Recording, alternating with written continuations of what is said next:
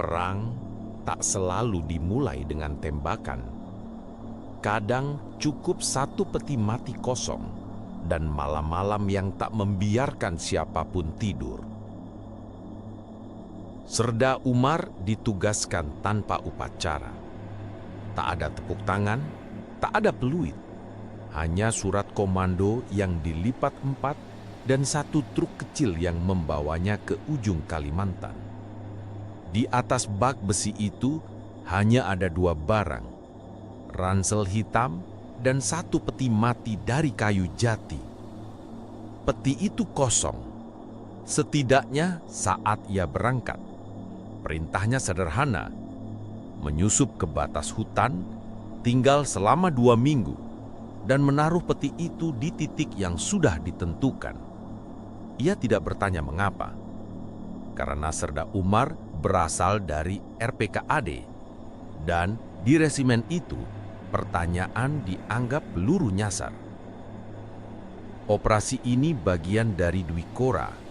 Soekarno marah pada Malaysia yang dianggap antek Inggris. Maka dikirimlah ribuan pasukan ke perbatasan. Tapi, tidak semua perang dimulai dengan batalion. Beberapa dimulai dengan siasat. Siasat seperti ini. Satu peti mati ditinggalkan di jalan gerilya agar musuh ragu, takut, dan merasa diintai oleh yang tak bernama. Peti mati itu dibungkus terpal. Ada stempel merah bertuliskan KIA, Komando Intelijen Angkatan. Tapi Umar tahu, tak ada jenazah di dalamnya. Ia sendiri yang membuka dan memeriksanya sebelum berangkat. Kosong. Hanya bau kayu, debu, dan sisa suara yang belum sempat bicara. Ia tiba di pos 17 saat matahari nyaris jatuh. Pos itu tak punya bendera, hanya gubuk rumbia yang dijaga oleh 3 warga sipil bersenjata tua. Mereka tidak bertanya banyak, hanya memberi 1 petromak, 1 jeriken air, dan menunjuk jalur setapak ke arah barat laut. Kalau ada suara di malam hari, jangan jawab, kata mereka. Di sini bukan cuma manusia yang menyimak. Hutan Kalimantan seperti perut, hangat, gelap, dan penuh gema dari sesuatu yang belum kau makan.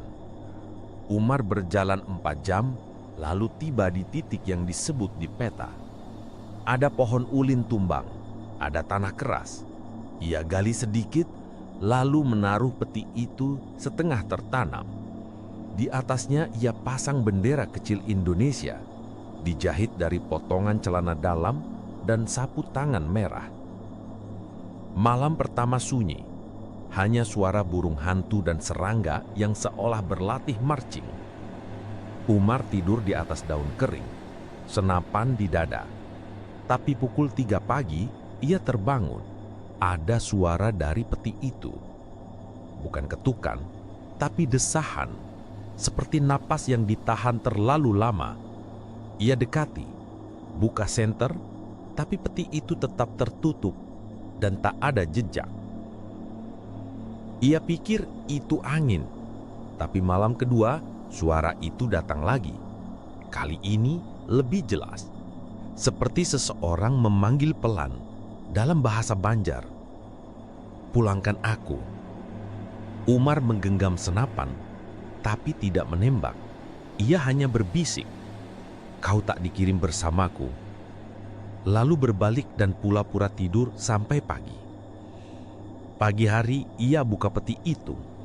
Masih kosong, tapi ada noda. Noda basah seperti tanah merah yang disiram air mata. Ia sentuh, lengket, tapi kering dalam hitungan detik. Umar menutupnya lagi dan mencatat dalam buku saku. Ia tidak punya radio. Tak ada yang bisa ia hubungi kecuali dirinya sendiri. Hari keempat, ia bangun dengan luka di tangannya. 3 garis seperti dicakar, tapi tidak dalam. Ia tidak ingat bermimpi. Tapi ketika ia menyalakan petromak, ia lihat bekas telapak di dinding peti. kecil, seperti tangan anak, tapi tak ada jejak keluar, tak ada ranting patah, tak ada tanah yang digali ulang. Hari kelima ia memutuskan untuk menggali peti itu kembali. Saat ia membuka tutupnya, ia melihat sesuatu yang membuatnya mundur. Foto ibunya. Foto itu seharusnya ada di dompetnya, tapi kini tergeletak di dasar peti dengan sudut berterbakar dan noda merah di pipi ibunya yang tersenyum. Umar tak lari.